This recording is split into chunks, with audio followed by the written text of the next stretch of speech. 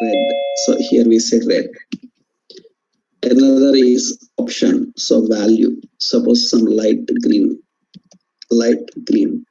And here I given light green, something, whatever the colors you want. And we have an option like value. So value. And suppose light cyan. Okay, so I said light cyan. Okay.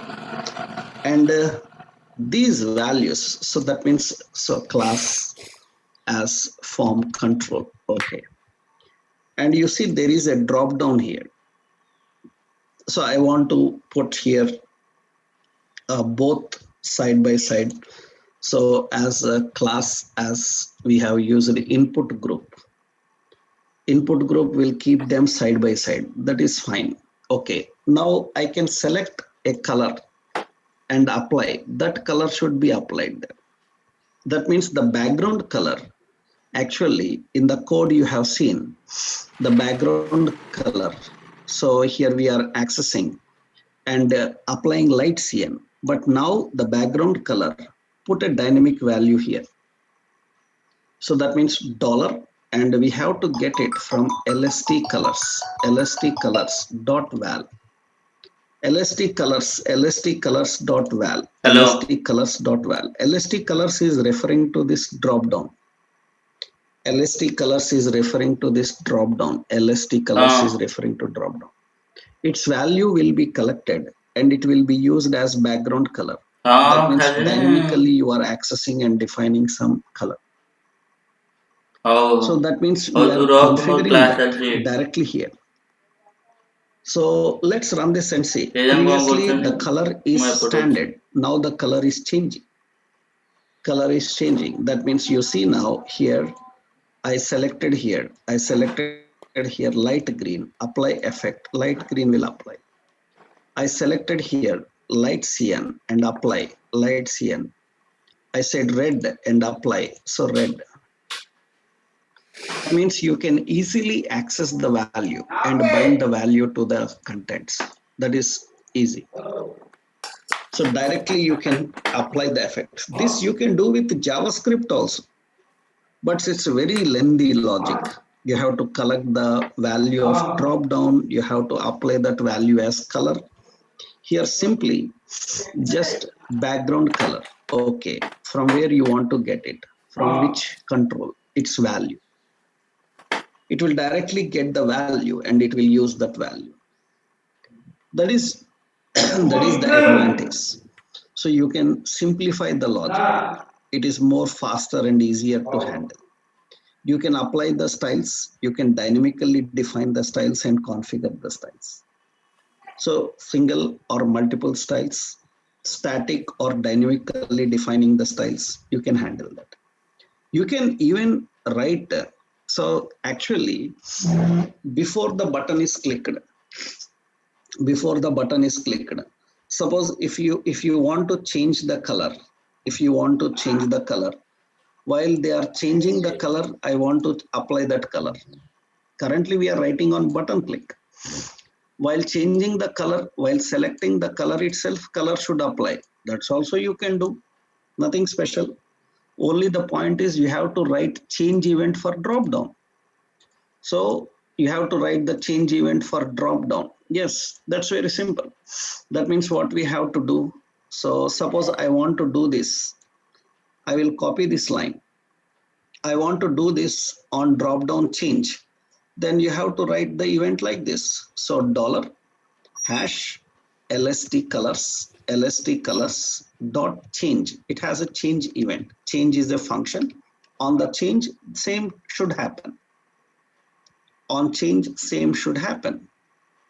So that means now this time, so you are selecting here and it will apply. On change, it will change the colors. You don't need to click the apply button.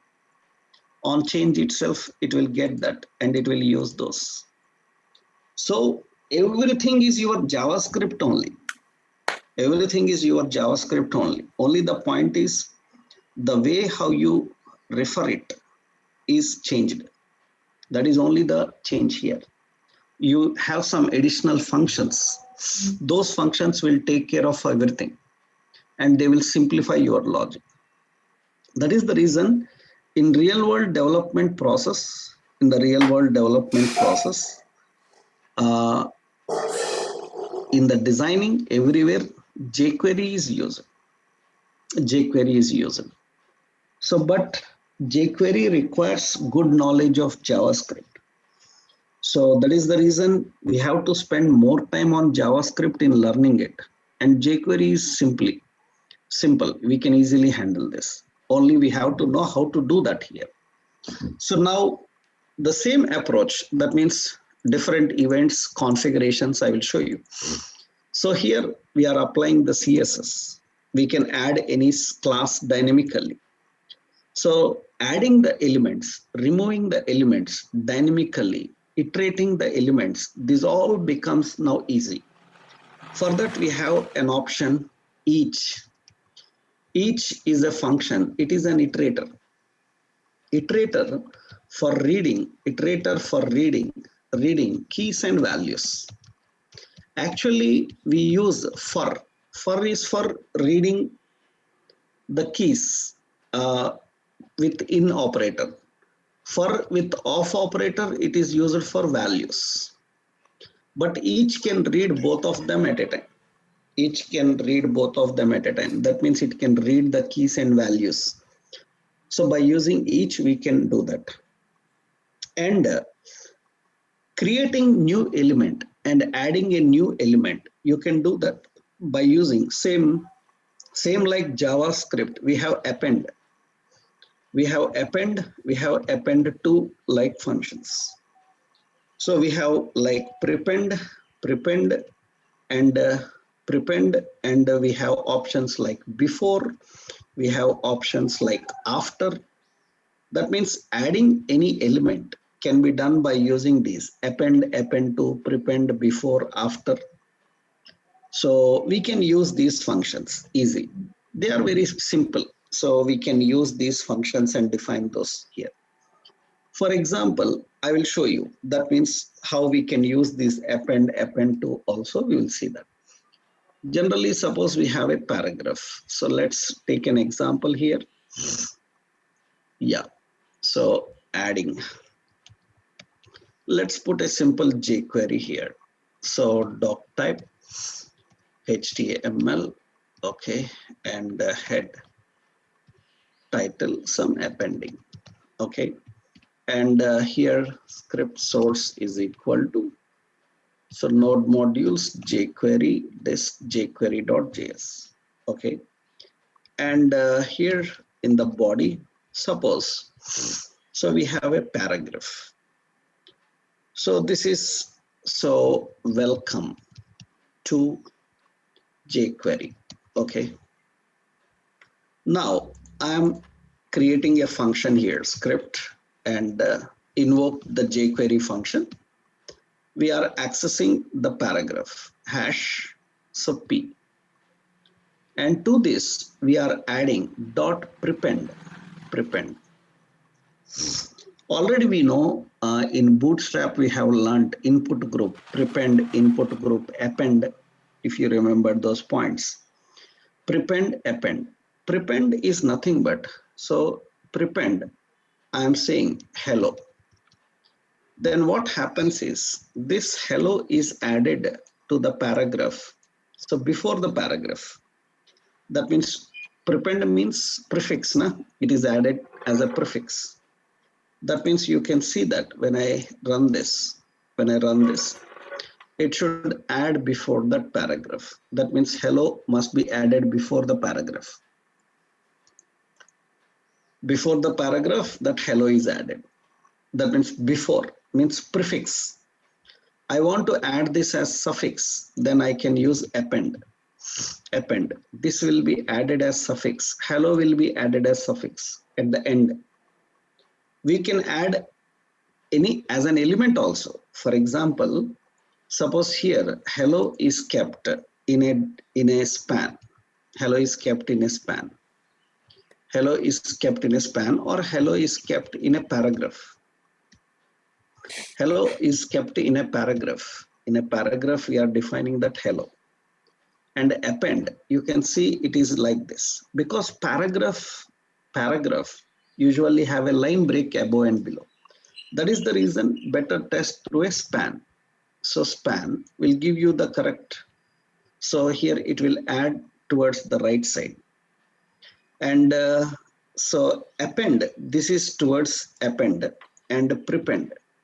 Prepend is towards the left side, We can also use before. So before is nothing but, before is before the paragraph. And after is after the paragraph. After the paragraph, it will add it. So that means below it. So prefix, suffix, or after or before.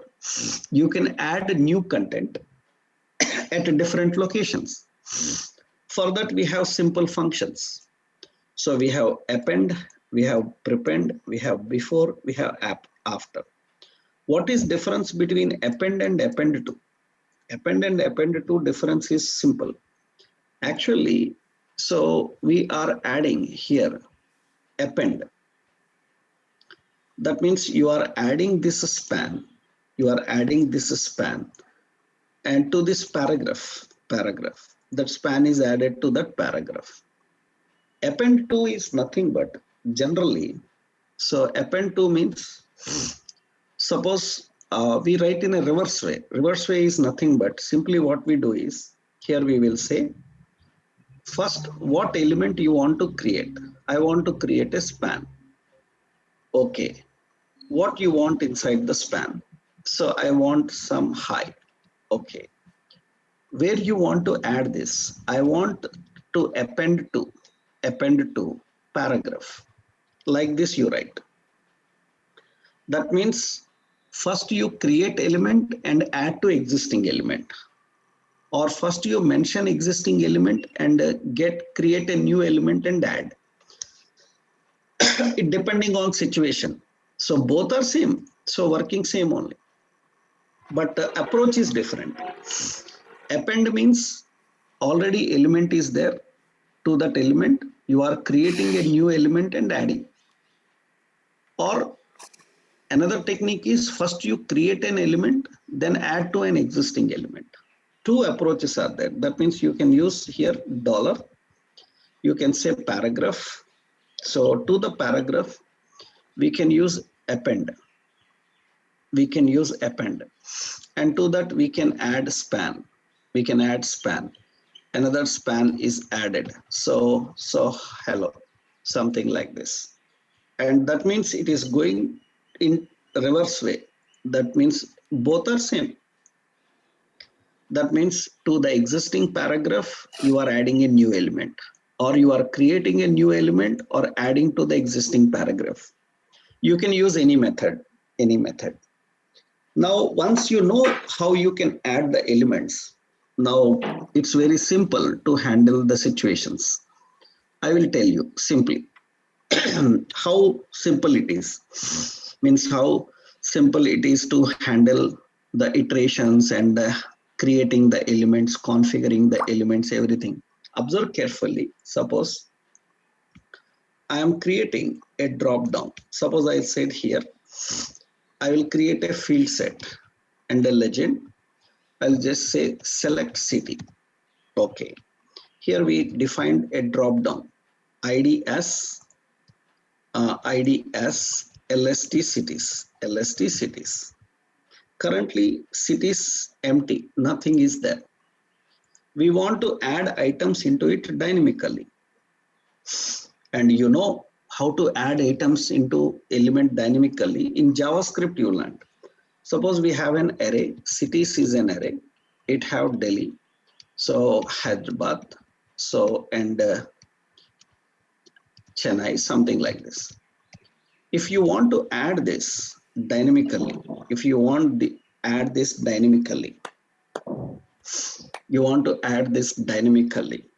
into the drop down, you know how it is done in JavaScript. If you remember in JavaScript, we created complex examples also, shopping cart like examples. First, we have to collect the drop down, create an option, add that option into the drop down, into the option, define the text and value. Here it's very simple. So just we have to use. So first a dollar dot each function, dollar dot each function. So each is a predefined function. Predefined functions are accessed by using dot. You can invoke the function.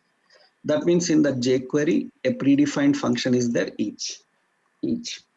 Okay, each function is expecting collection. Collection is cities. It is expecting a callback. In the callback, it will have two parameters. One is keys, another one values. Keys and values,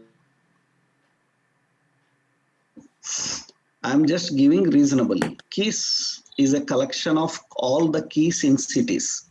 All the keys means 0, 1, 2. So, and values is the collection of all values here. That means you can access all the values by using that values. You can access all the keys by using the keys. So we can just use key and value. That means just we have two parameters. One is key, another one value. That means every key can be accessed with key and value can be accessed with value. Okay. That means value contains the city names. So each is expecting a collection and it is reading all the keys and values. Now this value must be added into drop down. Then what I am doing here, simply I am using dollar. How to access the drop down? Hash LST cities. LST cities. So LST cities is the ID. Okay. Into this, we need to add an option. Into LST cities, we need to add an option. So that means, so here we have to just use append. What we need to append into this? We need to append an option. So, so why? Because you have to create an element directly here. Option, close option. Okay, into that option, we need a value. So you need a value. So value is the value coming from here. That means dollar. So here we use an expression, we get the value. That means into LST cities, it will add an option. It will create an option. Into the option, it will put this value and add that into the cities. That's one line code. If you remember, in JavaScript, generally we have to write for var item, so of cities, then var, so opt is equal to document dot create element option, and after creating the element opt dot text is equal to item, opt dot value is equal to item, and so here document dot get element by id lst cities dot append child. Into that we need to append child. Which one to append? Opt to append. I hope you remembered. This is the lengthy logic we have to write. Earlier in JavaScript, we have to write all this. Now in jQuery, you have to just define this in one line. So just this iterate. That means we have to collect this. See, into the cities, we need to append this option. And I will save this, and you can see that it is adding them into it. That's very simple. That means now your hundreds of lines of code that you usually write, it will be simplified now. For example, I am creating, suppose here, I am creating another field set. I will create a legend, so cities, and I will create a OL, ordered list. Into the ordered list, I want to add list item. Then here you can see I am writing another iterator, or simply inside this iterator, we can generate one more, hash OL. Into the OL, we need to append, or we can write like this also, dollar. So we have to create an li, list item. What should be the inside that list item? inside the list item, there should be value. So this list item must be appended to which one? OL. That's it. That list item must be appended to ordered list. That means you can directly create your elements dynamically. You can create the elements dynamically and add them. And you can see that it is also working fine. So this is a simple approach. This is a simple approach. If you remembered, so dynamically creating tables, rows, and cells, adding data into the tables and cells, it is also a very complex thing for us. But now it becomes very simplified. For example, suppose we have some complex data. Suppose we have some complex data, like so where products. In that we have an array of objects. Name is some Samsung TV. So some price is some price. And here we have some name, some Nike casuals. Yeah. So casuals. And we have price, some price defined here. Some price defined here. Now I want to add this into a table. Earlier we learned in JavaScript how to design a table. Just I will create a field set, legend, products, product details. And below this, I need a table here. For table, just I am giving width. So width is equal to some 400 or 300. Border is equal to 1.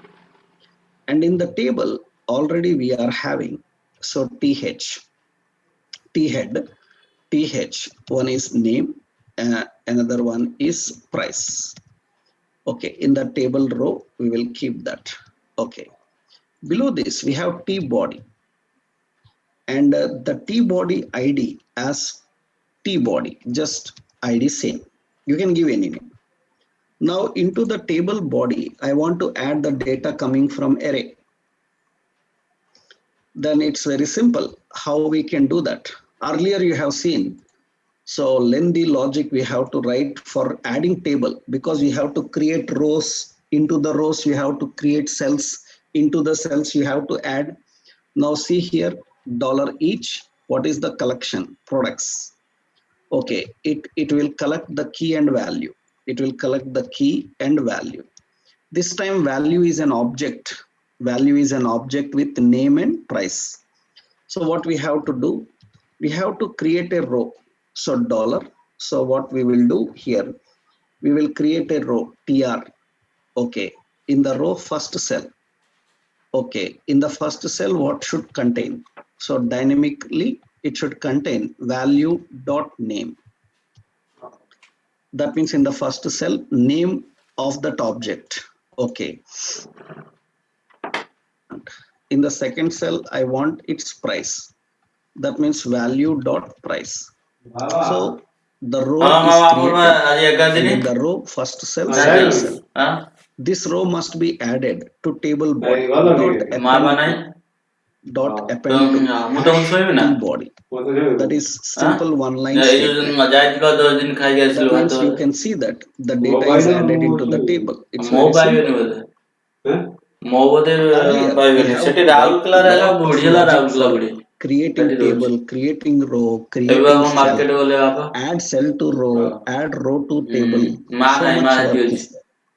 Because you followed all our JavaScript, you know the problem in JavaScript, how lengthy this logic is actually. Online class. Now this is simplified.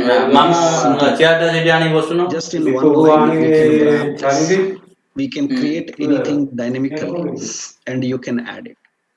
So everything, whatever you have done, so in JavaScript, it can be done in the same way, but the approach and the syntactical concept is very much a little bit different, and it is very simple. This makes everything easy for us. This makes everything easy for us. Now, if you can do this, that means this is how we can add, prepend, and all this. If you can do this, you can implement the same examples that we have done. Now, what you try to do is, so you have seen how to add the elements, how to write the events, how you configure this. I want you to try I want you to try our JavaScript. In JavaScript, we learned a shopping example. A shopping example. In JavaScript, we learned a shopping example. You remember this shopping example. So drop down, select the items, select the attribute, add to cart, item added to cart, displaying. I hope you remembered this, right? In JavaScript, we learned this example. Now you try this example in jQuery. Understood? So let me see how many of you can achieve that, because you learned all the techniques now. Now you have to implement the same example, everything same, only the code should be in jQuery. That means let's see how much you can reduce this code now. Earlier lengthy, so much lengthy. Now you can simplify this and you can make it very short. Earlier 100 lines code is there. Now let's see how much you can simplify this. 100 lines only code. Entire design is 160, 196 lines. Right now, the same example you have to do with jQuery and show me. Can you try this? Can you try the same example with jQuery? Same, right?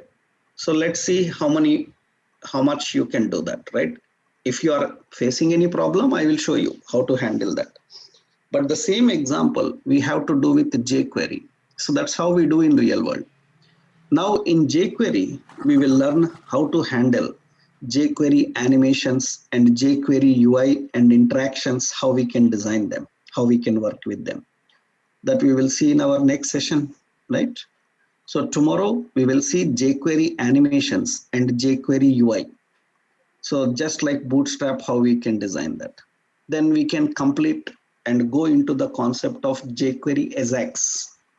So tomorrow we will see animations and UI in jQuery, how to design. Then later we can go into Ajax. Tomorrow we'll continue with this. By tomorrow you try to do this exercise. Same in jQuery. Okay?